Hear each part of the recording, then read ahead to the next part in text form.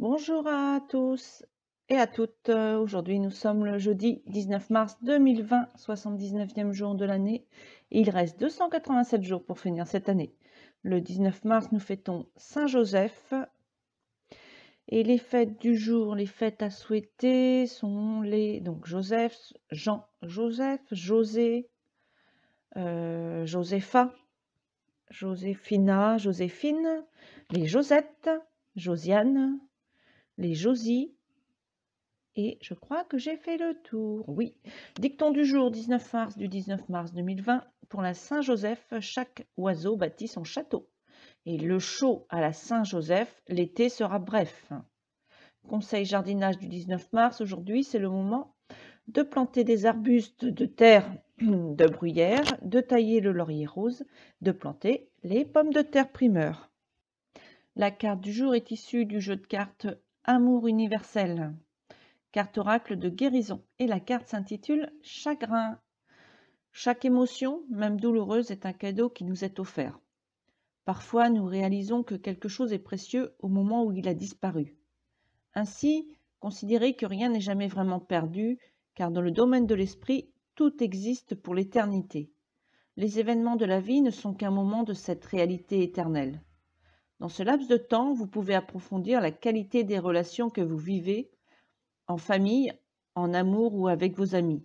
Sentez l'amour inconditionnel qui circule autour de vous. Au niveau de l'âme, nous sommes tous unis et reliés spirituellement à la création. Dans la paume de la main de Dieu, nous vivons et nous mourrons, mais seulement pour découvrir que tout cela n'était qu'un rêve. Car la vie sur Terre est comme une pièce de théâtre. Chacun a son rôle à jouer et les rôles ne cessent de changer. Personne ni rien ne se perd, Personne ni rien ne se perd, même si cela se produit parfois dans notre scénario. Pour autant, le jeu se poursuit encore et de même, chaque chagrin sera transformé par le plus grand des bonheurs. Donc je continue la lecture du livre de Louiset, Transformez votre vie. Laissez vos amis tranquilles. Trop souvent, au lieu de travailler à notre propre changement, nous décidons que nos amis doivent changer.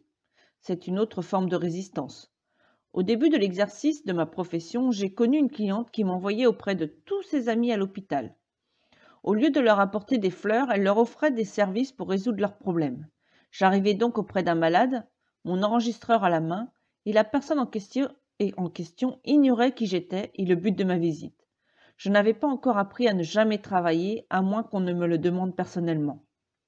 Parfois, des personnes viennent me trouver car un ami leur a offert une séance. Il est rare que les résultats soient bons et que ces personnes reviennent me voir.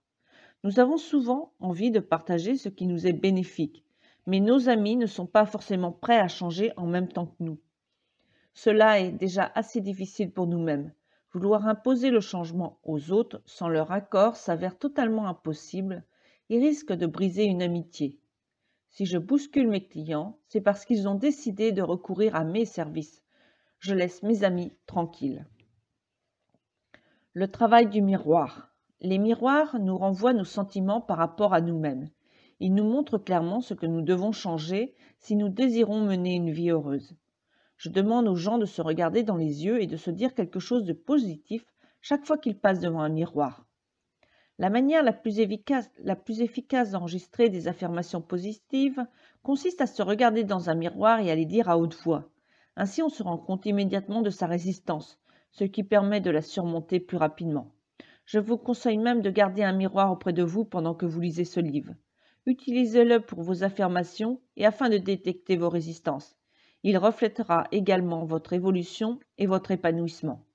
Maintenant, regardez-vous dans un miroir et dites-vous « Je suis décidé à changer ». Comment vous sentez-vous? Si vous êtes réticent, hésitant ou simplement opposé au changement, demandez-vous pourquoi. À quelle ancienne croyance vous raccrochez-vous? Surtout ne vous réprimandez pas. Faites seulement attention à ce qui se passe en vous et à la pensée qui se manifeste, car il s'agit de celle qui vous cause tant de problèmes. Pouvez-vous retrouver son origine? Si nous exprimons nos affirmations et qu'elles semblent déplacées ou que rien ne se passe, nous risquons de nous dire « cela ne marche pas ». En fait, cela signifie que nous avons une autre étape à franchir auparavant. Les schémas qui se répètent nous indiquent nos besoins.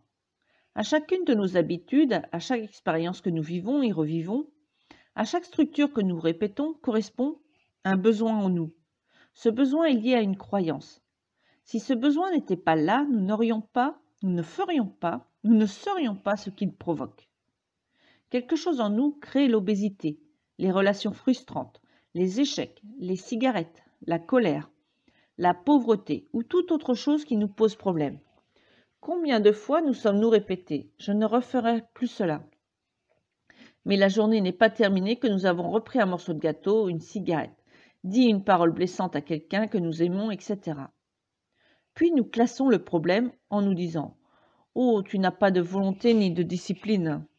Tu n'es qu'un faible », ce qui ne fait qu'augmenter notre sentiment de culpabilité.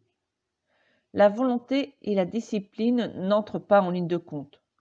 Tout ce dont nous essayons de nous libérer ne présente en fait qu'un symptôme, un effet externe. Essayer d'éliminer ce symptôme sans nous attaquer à la cause est inutile, car dès que nous relâcherons notre volonté ou notre discipline, le symptôme réapparaîtra. Donc fin de la lecture. Donc je t'invite à prendre beaucoup, du moins plein de bonnes choses pour toi, de prendre soin de toi dans cette période de confinement, dans cette période très chaotique. Et je te souhaite une très très belle fin de journée dans la joie et la bonne humeur. Et je te dis à demain.